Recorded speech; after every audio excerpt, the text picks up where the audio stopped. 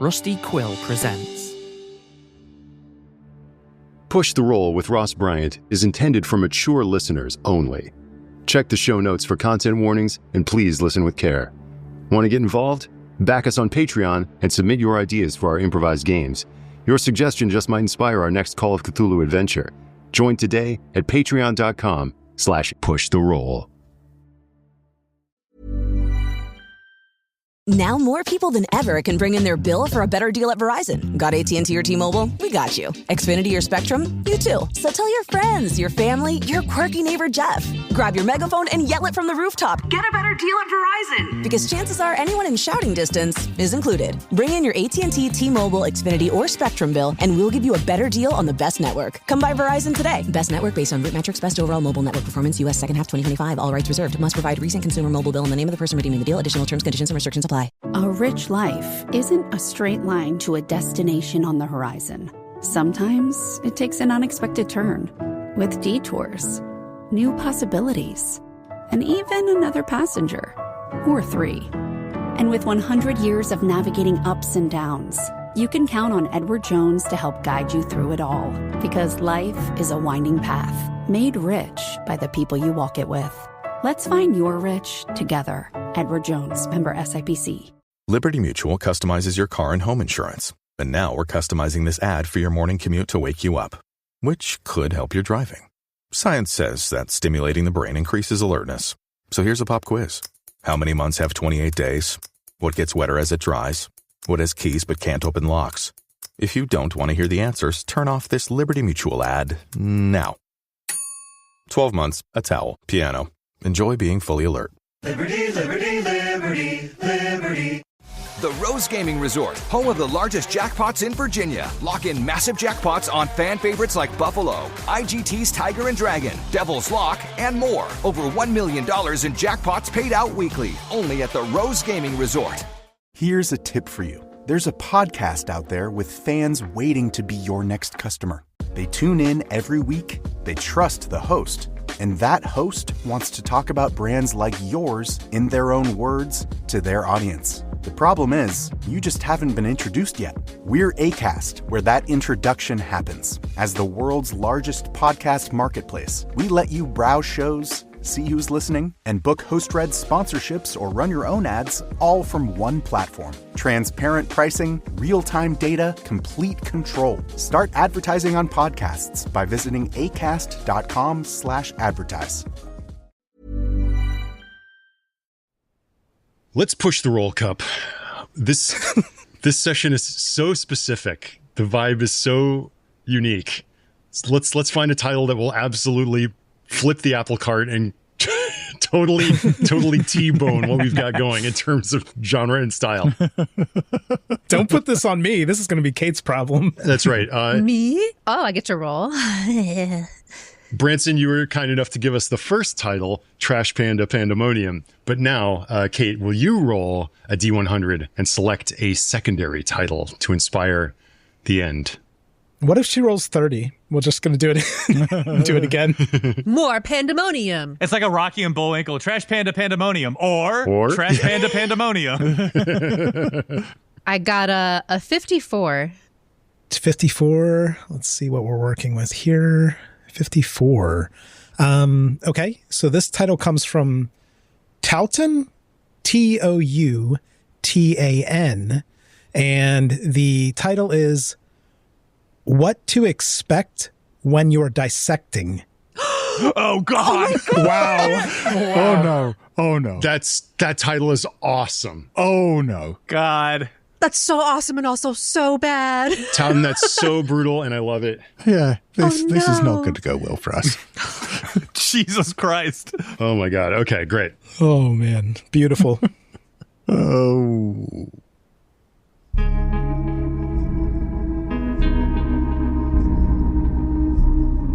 The cosmos is a cyclopean infinity of chaos. Infinite branching paths stretching off to vistas in the distance that will drive the mind mad. Shall we shrink in the face of all this? Or will we climb aboard the chaos and ride it to the end, letting chance guide the way? This is Push the Roll. We're rolling dice against your Patreon suggestions to create improvised Call of Cthulhu adventures in real time, with themes of eldritch horror, the weird, the transhuman, the transmundane, the cyberpunk, the splatterpunk, the anything punk. We don't know until we roll.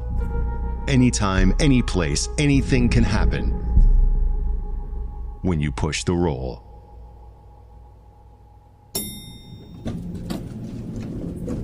The door to this strange room that brought you down to street level is open.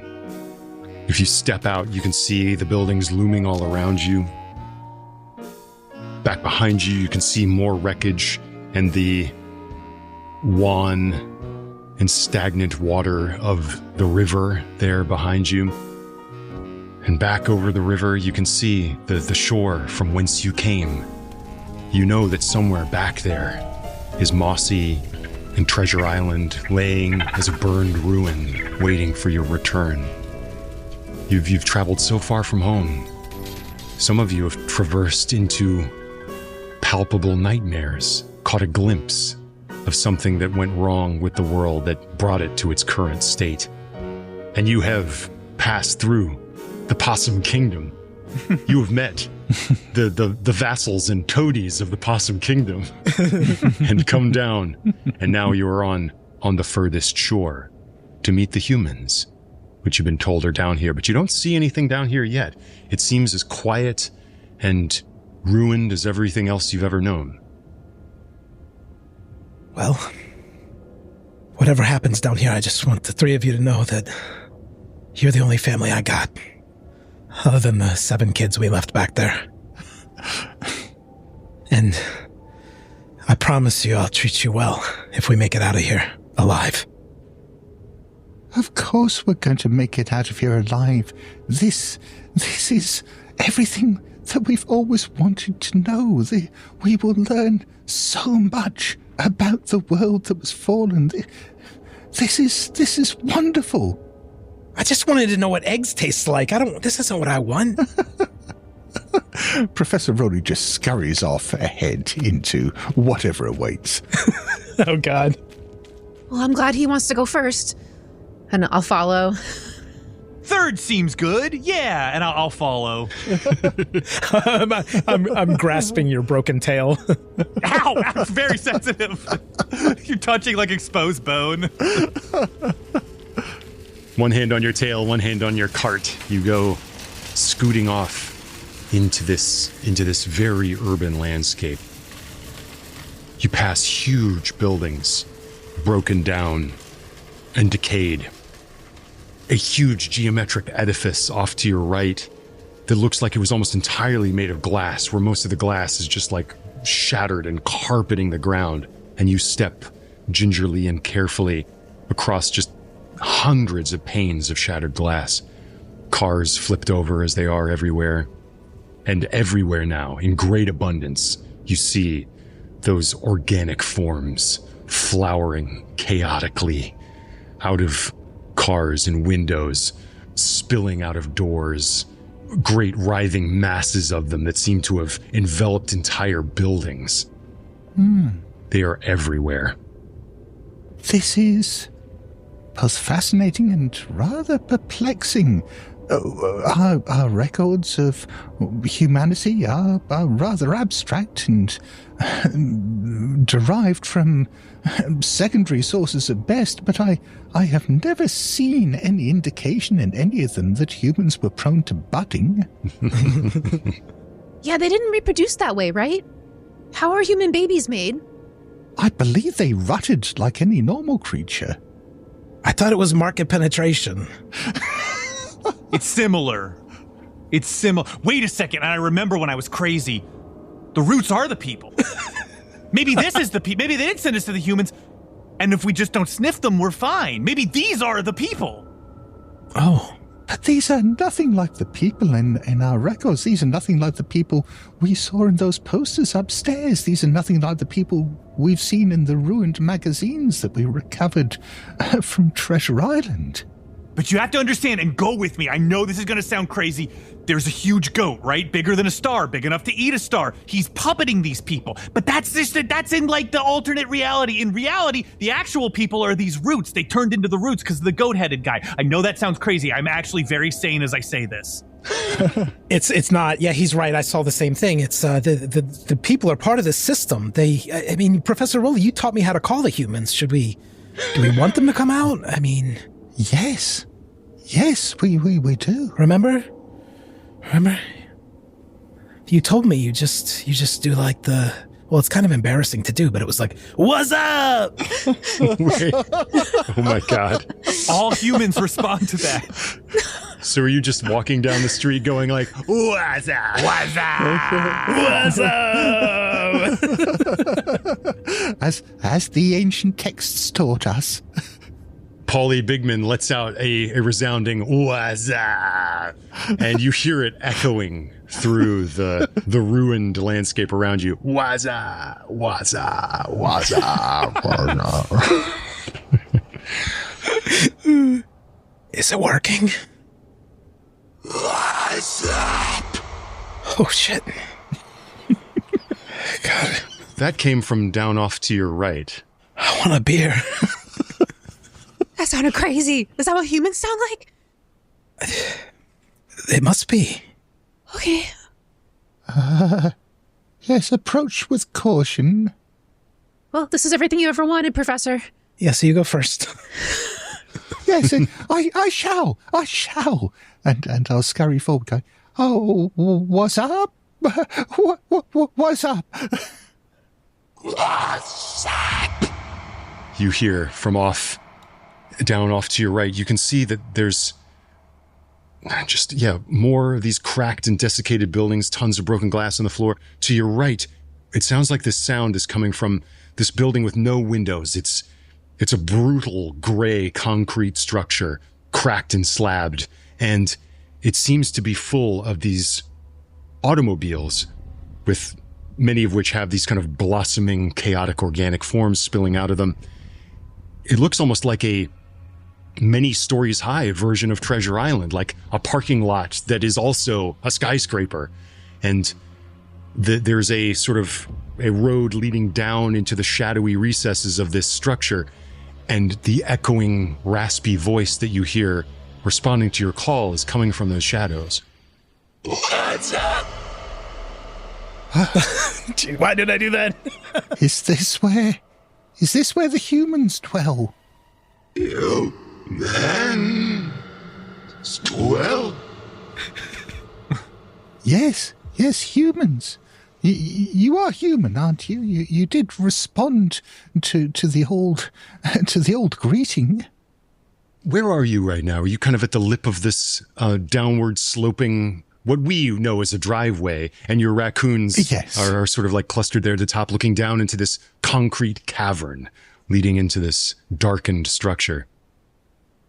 Professor Rowley is being too driven by the spirit of inquiry to be cautious, and so he is he is not quite running, but certainly trotting at an unwise speed into certain doom. You trot down, trot, trot, trot, trot, trot, trot. You can see your little pocket watch chain swinging as you go down into the shadow. Down here in this kind of lower level, it's very dark. There's only that pale and eerie light from the nighttime out there. What remains of moonlight reflecting off the broken glass filters down, and some of it comes down in shafts of light down here in this utter darkness. And there's a shaft rather close to you. And as you trot down, you see the face, kind of on its side. And it looks for all the world like the pictures that you've seen in the magazines plucked from Treasure Island and on your many excursions gathering trash. It's a man's face. He's got a medium-length haircut. His eyes are sort of a chestnut brown. His face looks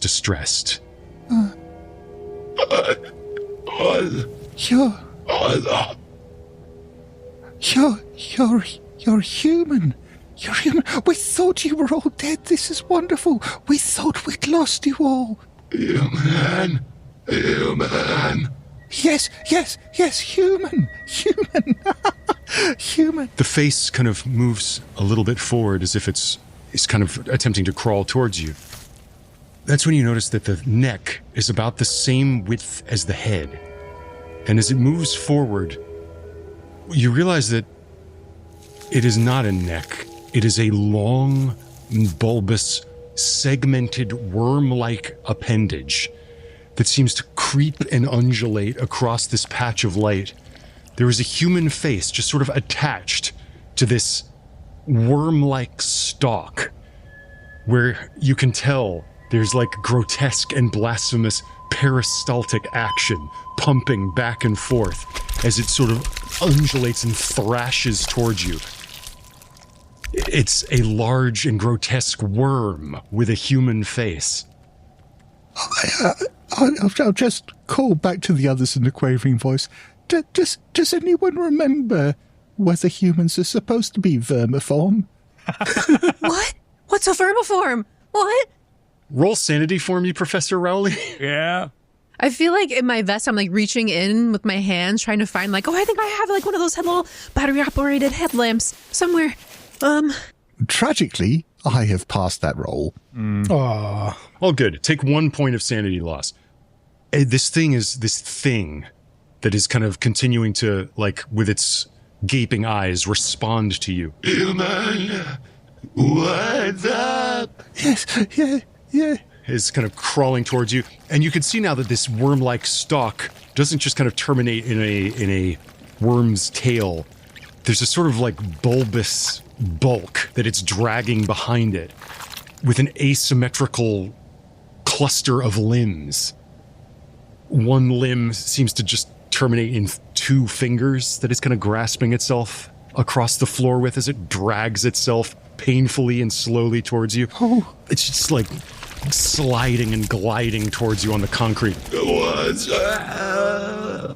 Oh, you poor thing, you're having so much trouble moving. We'll have to find a cart or something so we can take you back to Treasure Island. You have so much you can teach us. Sparky, our new friend needs help. Come down. Friend? We're coming down? Okay. And I think that she doesn't know, so she's gonna Great. go, still like looking in her pockets for like who knows what, but she's just, I gotta be prepared. Romeo and Paulie, you're now alone at the lip of this driveway, staring down into darkness. Sparky, you come down into this dim space, this multi-level treasure island. You come abreast with Professor Rowley, who's been calling to you, and you see him. You see a human for the first time. Ah. Roll sanity. All right. Well, I've already lost 1 today, so it's lower. So, 11. I'm ready for crazy stuff, I guess. You passed, I guess. Yeah, Great. yeah. One point of sanity. NBD. It doesn't, and no big deal. I mean, it doesn't look like the pictures of humans that you've seen. It's ugly. I always thought they were kind of ugly in the pictures. Mm-hmm. Yeah, no worse than the possums. So I see it, and you're like asking if we like, can we get a cart or whatever? Yes.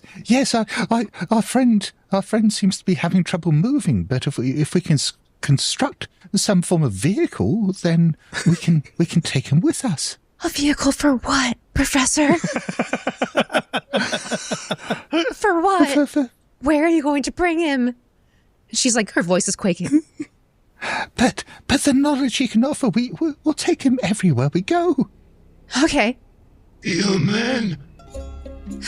Yes, human. No. Raccoon. And you can see it's now kind of looking distinctly and clearly at you. You see its bulbous and horrific bulk. This stalk of the neck just pushing itself along the floor. And it's now speaks. Human?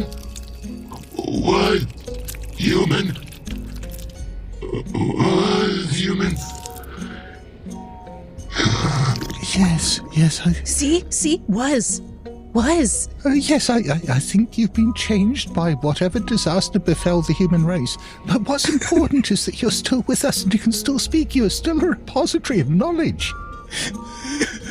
You see the eyes like as if just like something is fighting to break out of a mind that has just become so debased and ruined over God knows how long, as a one-fingered appendage kind of comes out of the darkness towards you.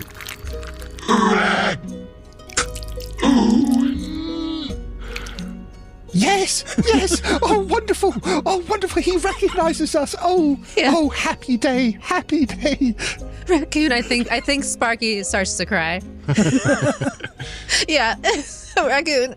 So from up above, I can hear Professor Rowley just like, wonderful day. And I hear what I assume is tears of joy. And I'm like, I got to be part of this. And I start running down there. Okay.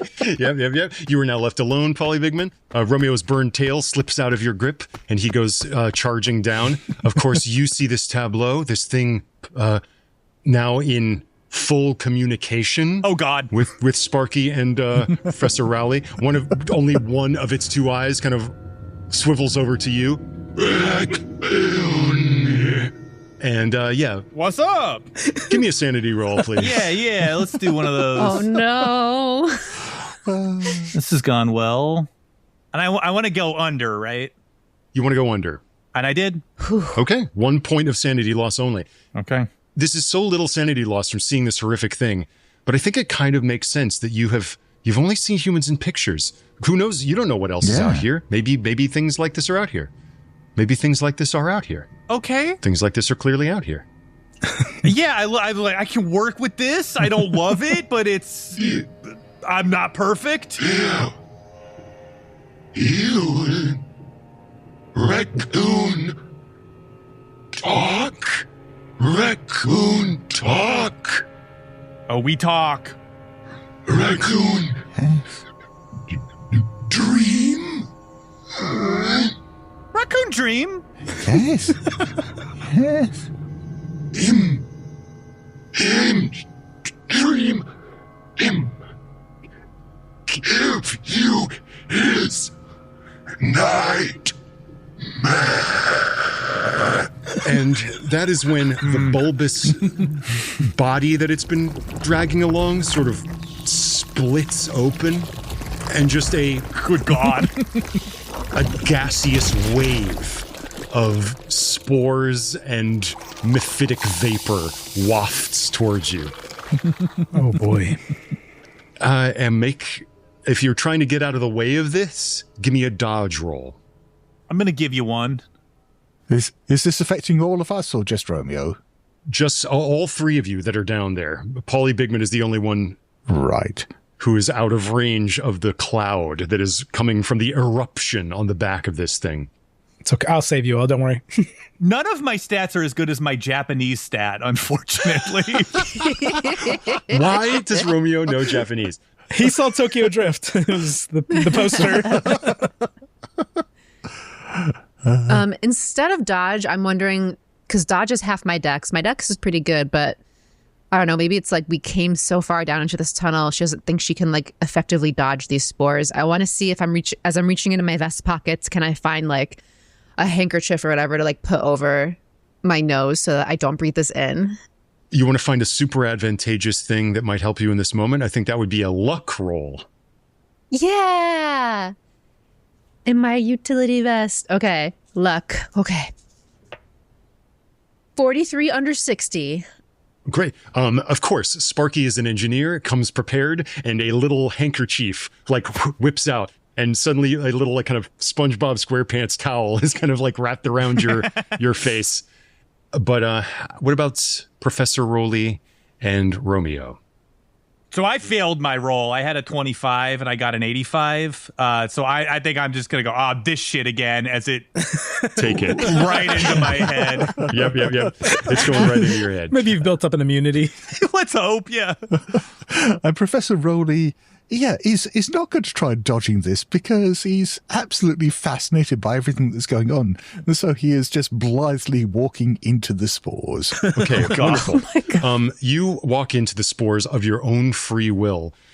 Romeo, you are attempting to get out of the way and you are just subsumed by them. This cloud of, I say spores, but this organic grit and mist that just erupts from the grotesque trunk of this thing.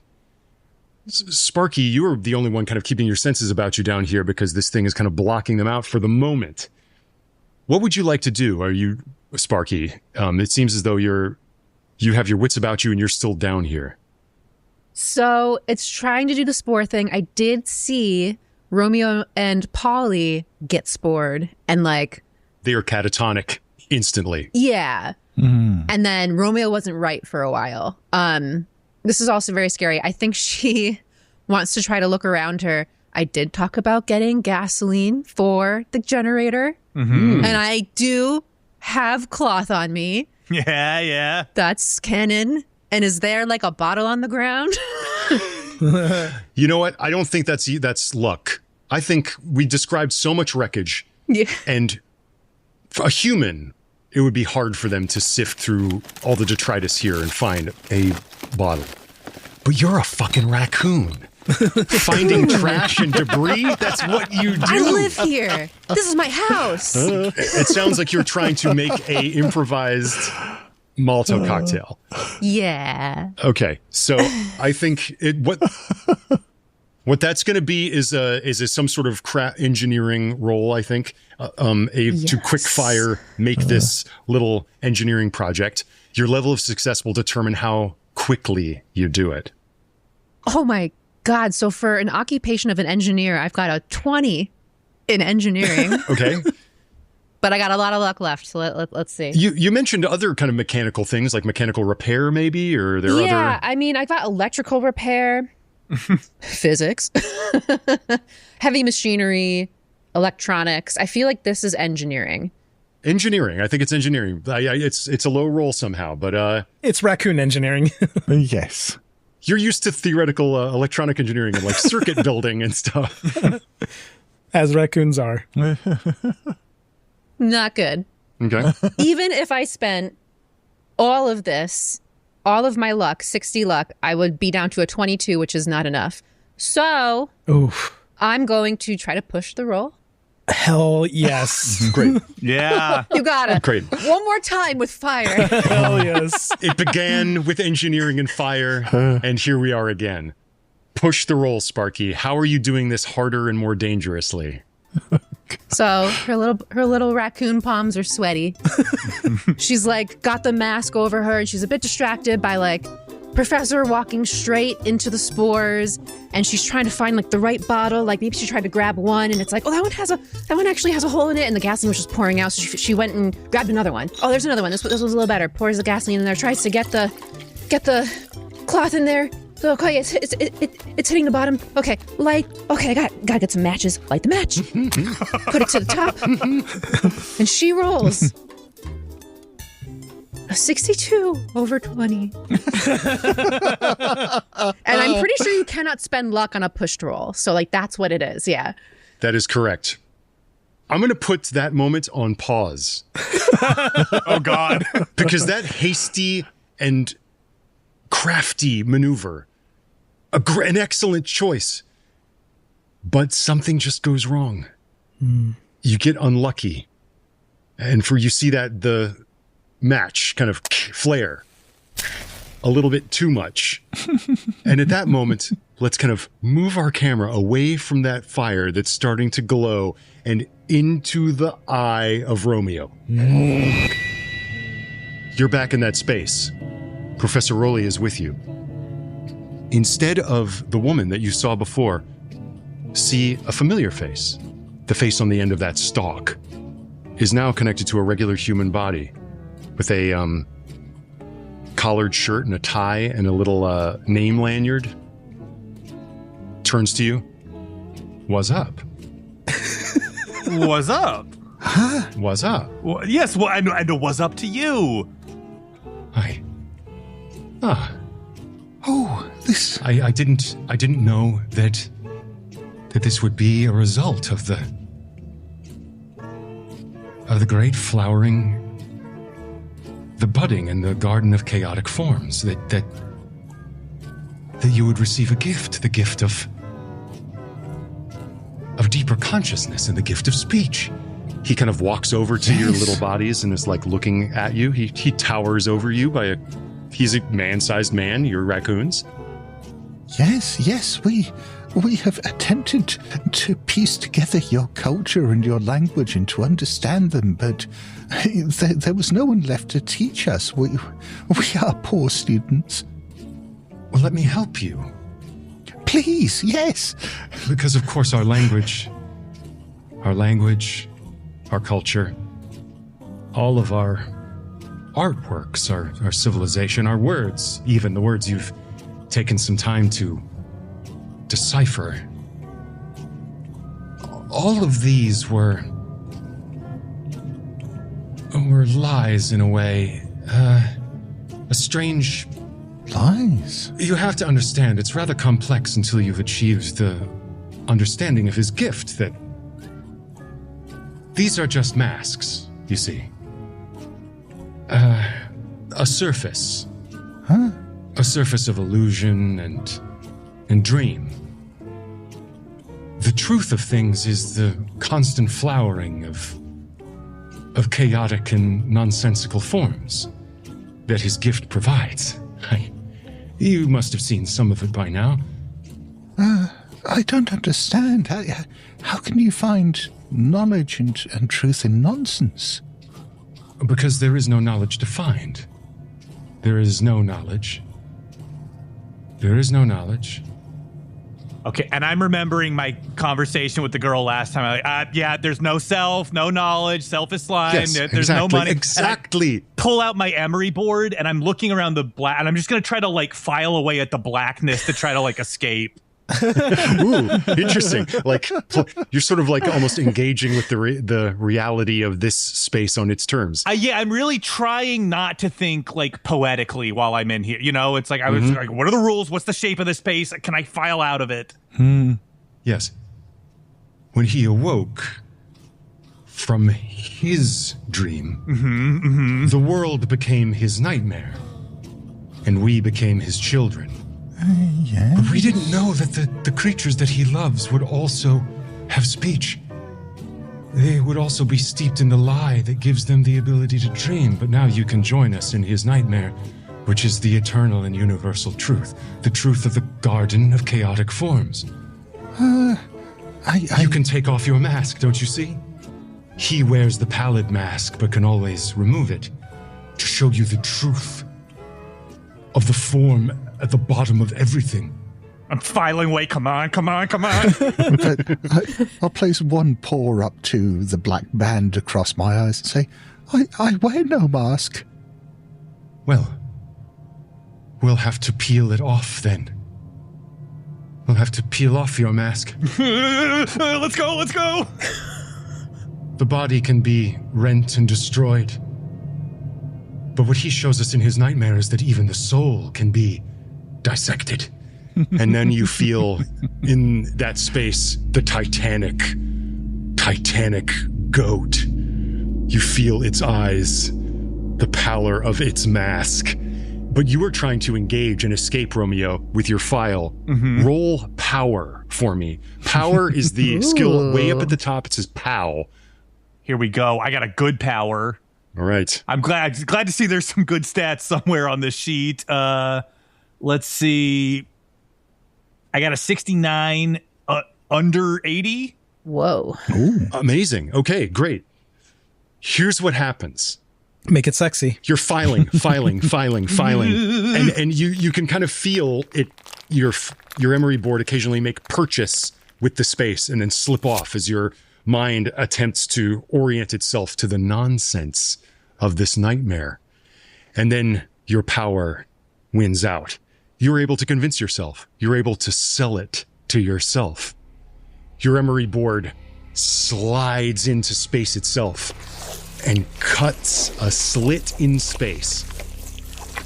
Paulie Bigman over your right shoulder, one of those blossoming, goopy, chaotic vegetal masses. Suddenly, an emery board protrudes from it.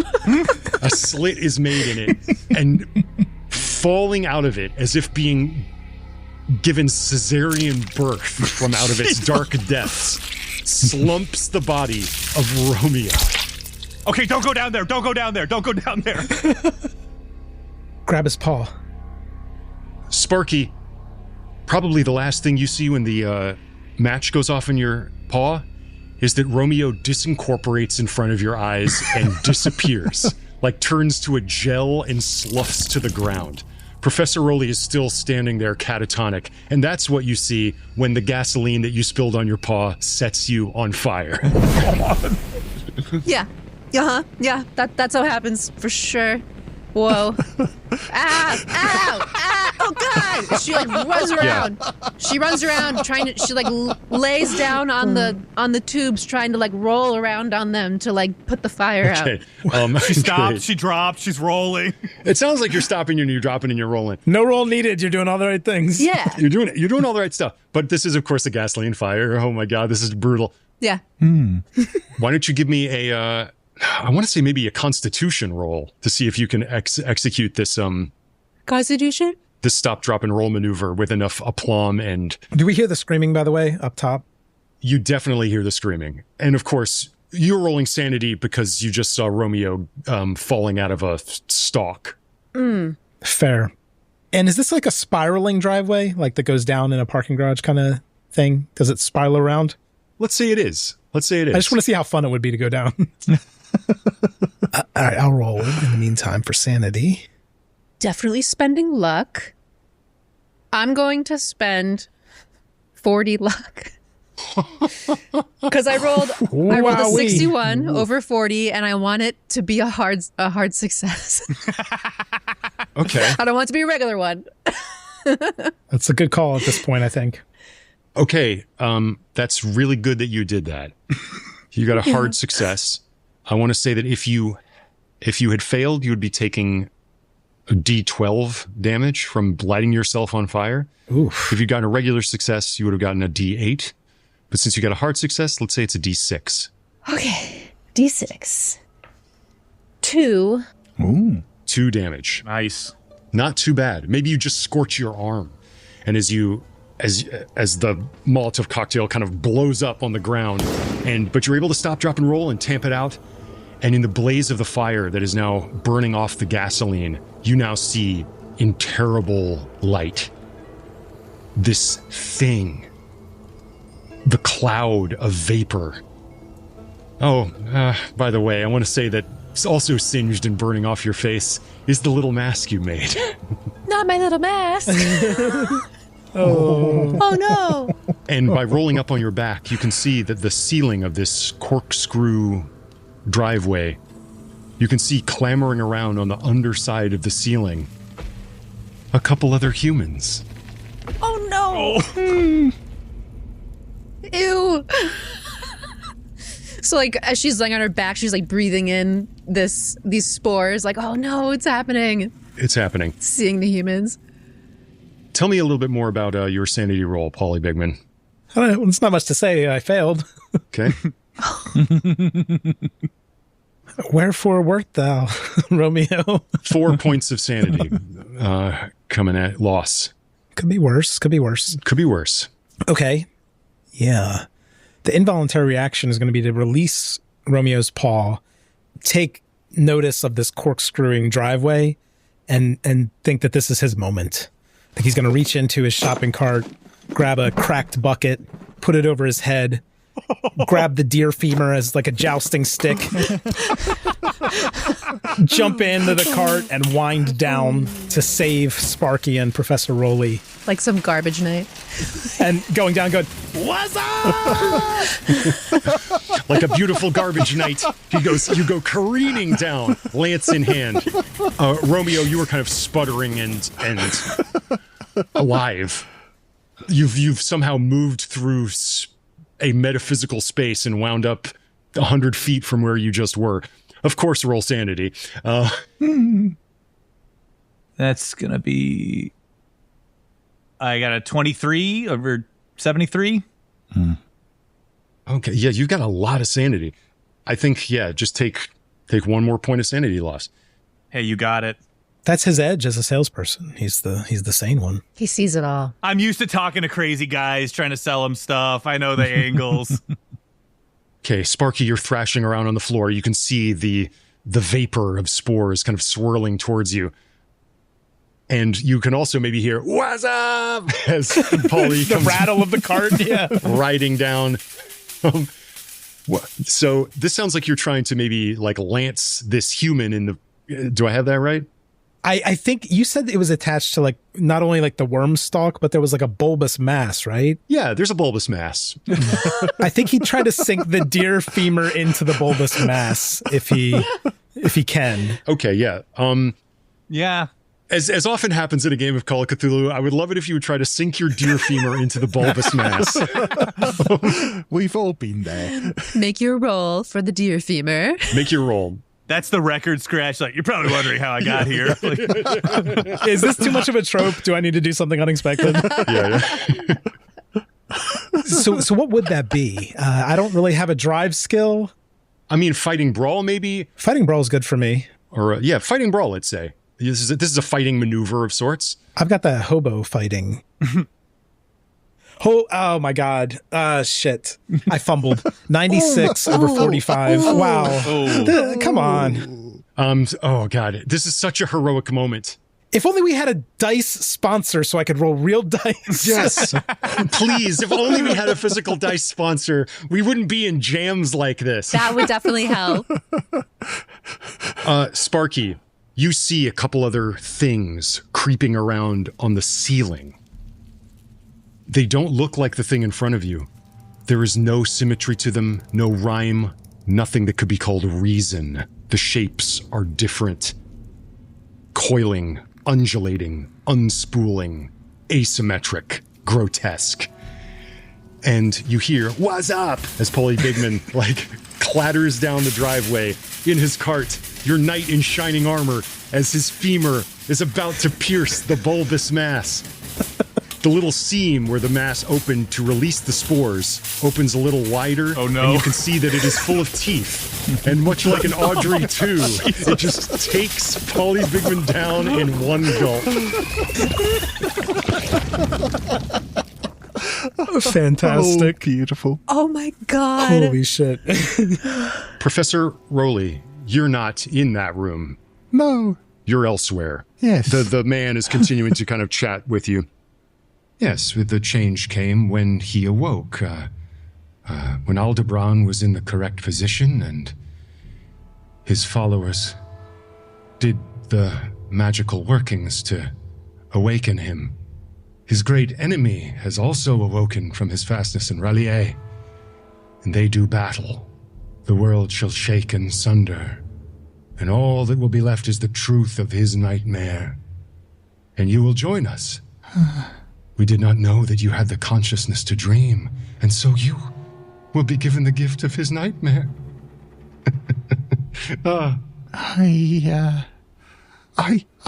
not entirely sure I want that. You don't want. There is only the cursed will.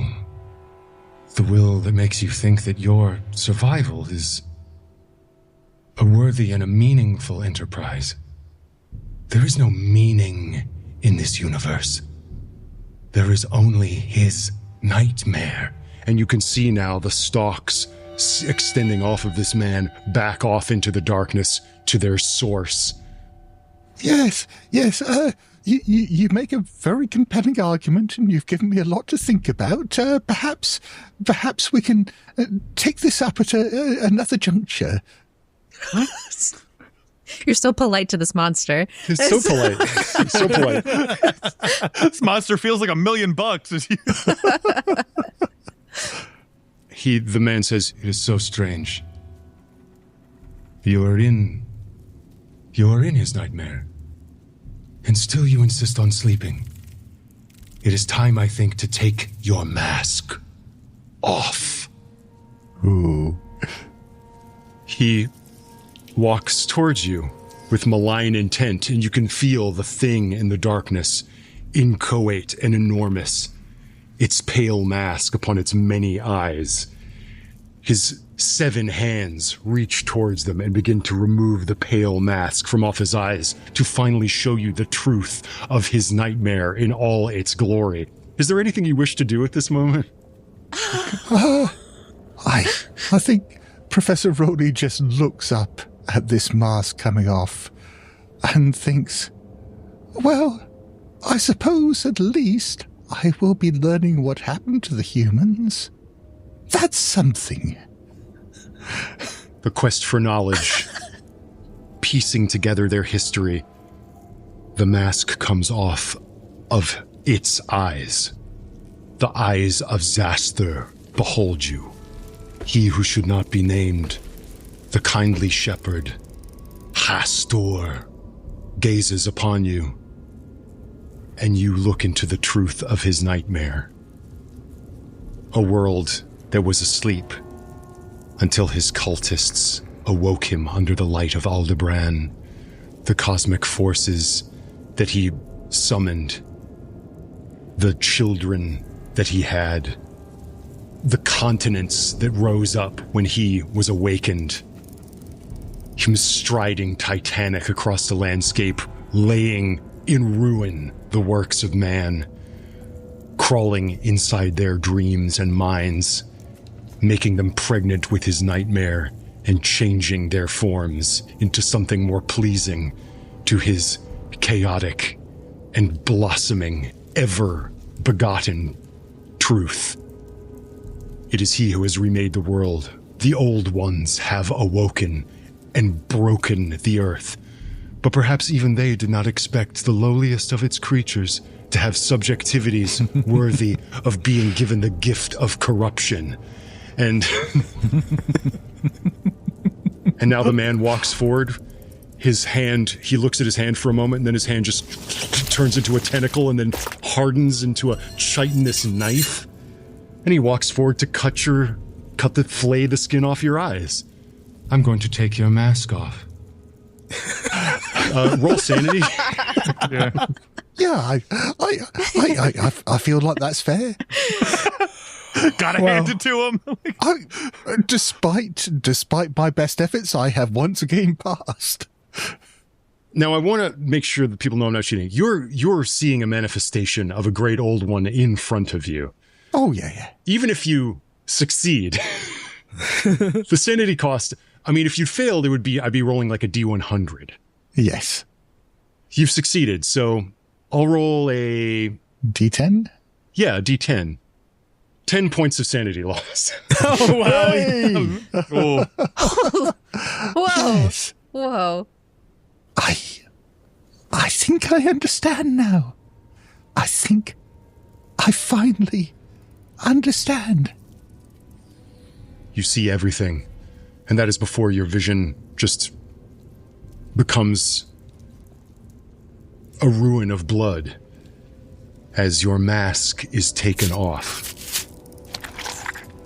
Yes, the mask was getting in the way of my vision. Yes, I can see now. I can see. Thank you. That was very kind of you. Everything to which you placed meaning. Yes. Everything that you called truth or a self is trash. Yes. That you confused for treasure. Yes, I see now. I see. Yes, it's all just trash. It's all just trash. Sparky, you can see blood pouring out of the eyes of Professor Rowley there as he stands catatonic before this thing that just devoured Paulie Bigman. What do you do?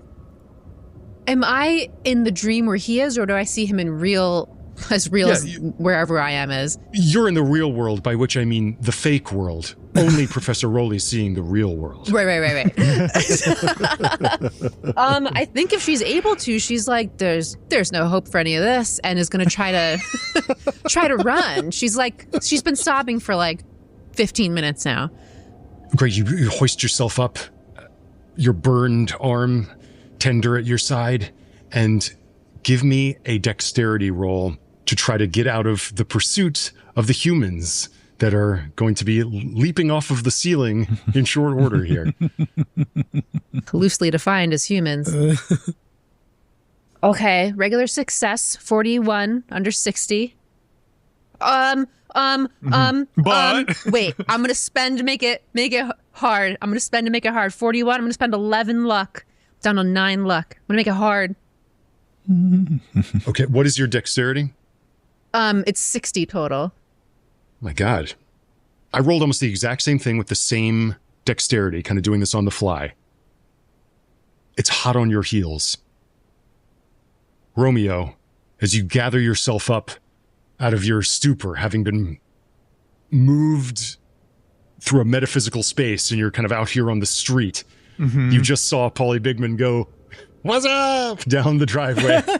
A few moments pass, and suddenly you see Sparky charging up out of that darkness. And right behind Sparky is a thing pulling itself along like a slug. It's just a snarl of slick, membranous yeah, tentacles and things kind of shuffling disturbingly quickly after Sparky, and there is a fully formed human face just kind of like in its side. What's up? What's up? as it shuffles quickly towards Sparky. What do you do? Help! Well, I know we've been like elevated, you know, like we are elevated raccoons. We're walking around. Yes. We have money. At this moment, I'm an animal. I'm going on all fours, just running away as fast as I can from that. I was about to just like whistle and back up, but now seeing the stakes of this, I'm just like. Okay, wonderful, cool. I think this thing is hot on Sparky's heels. Romeo runs away. So Sparky, I think I want to rule this maybe with one more contested dex roll. Let's see who gets it if you get away or if you are consumed. Oh God. Okay. Ross, I know I'm dead, but is there any? Yes, go on. Is there any chance that Paulie, being swallowed up by the bulbous mass that opened, he realized that he was kind of doing a reverse sip and zip? The thing kind of unzipped, swallowed him up. Yes. Wow. Yes. Is there any way that he could, inside of this mass, try to unzip it? He wants to come out and create a diversion, a distraction, so that whatever else is in here will kind of swarm him instead of his friends. So if he could take that femur and try to like cut through, unzip this thing, kind of stumble out covered in ichor and whatever else, other disgusting shit's inside it. Okay. Death by dyspepsia. Yeah, exactly. So he wants to dissect the stomach of this thing and emerge from it. Dissect it from the inside out. Yeah, exactly. What do you think you'd be using there? Maybe Constitution in order to stay conscious and lucid while you're in it? Or a fighting brawl, maybe, to just like... Probably a combined roll where I need to pass whatever I'm worse at, I think. So that would be fighting 45. Great. Let's do a fighting brawl roll to see if you can dissect your way out. Oh, holy shit. I rolled a 45 over 45. Exact success. Wow. So, okay. Jesus. Now, you're in there, of course, because you fumbled, I believe. I think... Yes, I did. No one sees the... Oh, God, what a repulsive image. This bone piercing the side of this blasphemous body. And then Paulie Bigman spilling out. This creature lets out a sort of like shriek. The slug-like mass that's pursuing you, Sparky, pauses for a moment and sort of shifts around, gazing back. What's up? And that is all it takes for you to be free, Sparky. Amazing, because I rolled an 82 over 60, so like maybe as all that happens, I like trip over my little feet a little bit. Yes, you stumble, but Paulie's distraction is enough to get it off your tail for a moment. You're able to maybe scuttle away. You have saved her, Paulie. It's the only good thing he did in life. Aww. You've traveled further than any raccoon you know. And now you've traveled into metaphysical realms that very few have ever seen. But it looks like there may not be any coming back. You are now outside in the parking structure. You can see Professor Rowley there, blood pouring from his eyes, totally catatonic. And now this slug-like thing is kind of moving back down. You're surrounded. Is there anything you'd like to do in this final moment? I think he just kind of cranes his neck up, his head up to the extent that he can, and he just says, "Eat me, motherfucker." Nice. And just see these humans move towards him and just merge and slimily consume him. Sparky and Romeo, you have run away. And perhaps you meet each other next to an old dumpster and an upturned motorcycle. I would like to get maybe one more roll here to see one thing. Romeo, can you give me a luck roll? Oh boy. Of course I can. My luck is 35. Better than mine. Ooh. 81 over 35. Am I close? And just see you both looking around, confused. Like, what now? What now? Because neither one of you can see, covered in a heap of ash, with tumbles and coils of strange organic matter over it. A rusty steel sign with an arrow saying, "Sip and zip, this way." Unlucky. Oh. What do you think happens next? Do we go back to the possums? Back to the Possum Kingdom? To be like, hey, we lived, bitch. Yeah. 2 out of 4. Better than I would have expected for raccoons. Well, I suppose the humans have dined well this day, and thus they stay away from our borders of the Possum Kingdom. Mm-hmm. Well done. Well done. We will allow you safe passage back. No, we're the king now. That's what you said. We're the king now. Yeah, that was the rules. You said we would be the king, and the guy you said would be the king is dead, which means it's got to be one of us now. So together, we're the king. We're the king. Together, we're the king. Together, we're the king. One king. A tricameral kingship? Well, no, just the two of us. You would admit it would take 2 raccoons to equal 1 possum, right? That is true. That is true. Would you say that in front of all your subjects, that we're not half as good as you? And you can see some of the possums looking around being like, that is true. That is true. They make a good case. I whisper to Sparky, they're so stupid. Oh my God, I know. It's crazy. This is insane. Is there anything else you'd like to do at this moment? I want to take his crown. You take his crown. He's like, hey. You said. You said. And I'm curious, so we could just watch these movies? You got like DVDs and stuff here? We've got maybe 2 DVDs, but it's mostly just the posters. 2 DVDs, though. I sit down to watch Chasing Amy. Yeah, it's Chasing Amy in a like special edition Chasing Amy. I'm like, I know it's a post-apocalyptic. This did not age well. Even the possums are like, yeah, it doesn't really hold up. It's 1 or 2 things a little dicey. Well, one of the 2 existing movies, though. Yeah, it could be worse. And, I'll say, says Spartacus. Just so I'm clear, is one or both of you staying with the possums, or are you going to head back to your raccoon friends? I was going to say head back, but should someone hold court? I'll stay and hold court. Okay. Great. I think it makes sense that a salesman of your silver tongue might be able to make it work.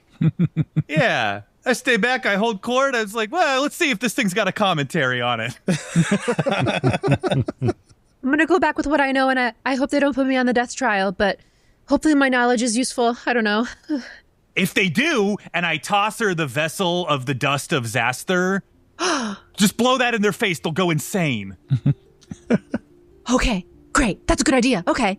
She takes it, puts it in one of the pockets in her vest. Wonderful. And let us just see. Maybe weeks later, in that same mephitic atmosphere, as the broken sun fades in the west where the sun goes to die. Down on a street, a little collection of raccoons with all their worldly possessions trundling off to a safe harbor somewhere, with Sparky and Mossy leading them. They did not necessarily find a spot, but they did find at least a place where they can have safe passage and a way station in the possum, nay, raccoon kingdom, where Romeo, which by the conventions of possum naming does work. He's sitting next to a big poster of Romeo plus Juliet. Off, trying to rebuild some semblance of a civilization, of an order, in the face of an encroaching chaos, which may or may not be the truth, may or may not be a nightmare, the truth that underlies every attempt to draw order out of chaos, as the chaos may always return, an ever-blooming garden of chaotic forms. And as the last one of you leaves Treasure Island, one of you hangs a little sign on it. Farewell, Treasure Island. Its burned and ashen lot now bears another name. A place where fire consumed everything. A trash panda pandemonium. Yeah! Oh, man. As you go off into an uncertain future. Ah, what dreams may come in this nightmare. Fantastic. Woo! Oh, yes. And that's where we'll leave it. That was certainly Pandemonium. Oh, that was lovely. I guarantee that's the first time any person has thought of what dreams may come in 2026. Yeah. Oh my God. Shoot. Y'all, that was so wild. I loved that. Oh, yeah. That was a blast. Yeah. I think that's been my favorite so far. That was a lot of fun. Oh my God. It's the first time anyone's been a raccoon playing Call of Cthulhu. It's gotta Most be, right? likely. Yeah. Most likely. It's gotta be. You got to see what the world truly is. How about it? How about it? Yeah. Yeah. And what more do you want? That rocked. Now, thank you so much for joining us. Cup, Scott, wonderful as always. Kate, such a joy to play with you. And Branson, thank you so much for joining us. Such a joy to play with you. And God, it was a pleasure. Thanks for having me. Please listen to Rude Tales of Magic, folks. Yeah, if we want to hear you in top form, how would we do that, Branson?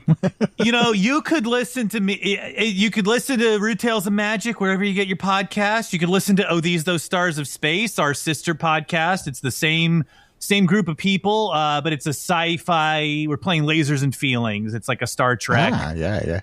Pastiche, very fun.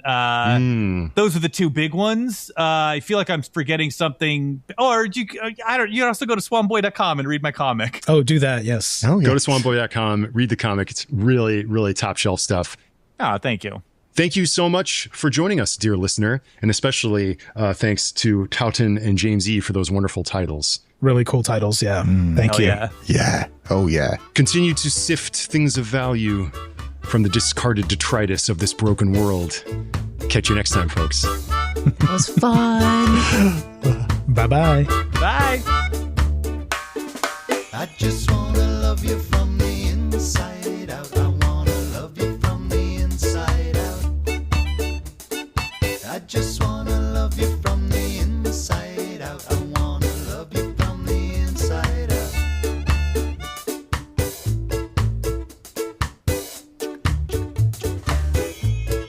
I want to get under your skin. I want to get under your skin. I want to get under your skin. I want to get under your skin. I want to get under your skin.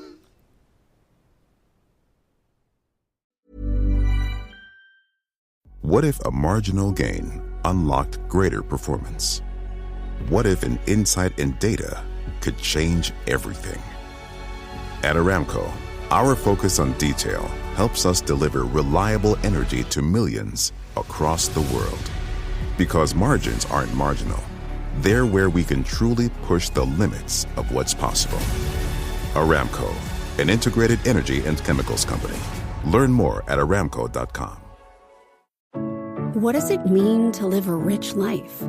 It means brave first leaps, tearful goodbyes, and everything in between. With over 100 years' experience navigating the ups and downs of the market and of life, your Edward Jones financial advisor will be there to help you move ahead with confidence. Because with all you've done to find your rich, we'll do all we can to help you keep enjoying it. Edward Jones, member SIPC.